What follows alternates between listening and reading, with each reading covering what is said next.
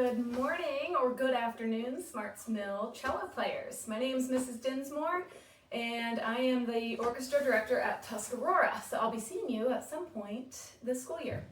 Today we're going to talk about how to carefully unpack your cello at home or at school so that way all the parts are protected and you know just what to do to get it in and out of the case.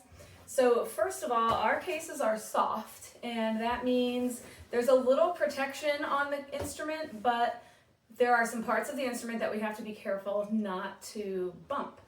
Some of those parts are found here in this area that sticks out the front, and also up here at the top. We have all of those pegs that tune the instruments.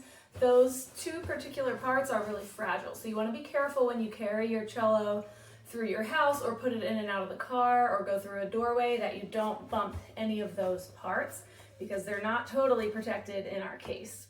So the first thing you're going to do when you unpack your instrument is take out the bow. The bow comes out and you can lay it over to the side somewhere beside you. Once you have the bow out of the way, then you can carefully unzip that side and then find the other zipper and unzip that one as well. And then pull the front of the case off of this area, which has the bridge and the strings. Pull it off the back side too. And then lift it up and over the top and lay your case over to the side.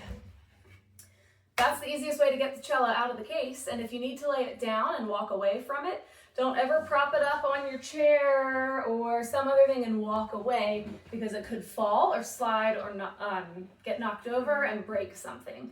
If you ever need to walk away from your instrument, you always want to lay it on its side. Like that. So at school, when you lay your cello down, lay it on its side beside your chair. That way it's nice and stable and is less likely to fall over. When it's time to pack up your instrument, I'll show you those steps as well. Packing it up is a little trickier because now we have to pay attention to which direction the case goes on. The case isn't reversible both ways, front and back. The case goes on a specific way, and you want to make sure that the area that has some extra space on the one side for the bridge, you want to make sure that part of the case is on the side of the bridge, and that the flat side of the case is on the back. So I like to do this sitting down with my cello in front of me at first until I get used to it, or possibly standing, but the cello resting against me. I'll try it seated for now.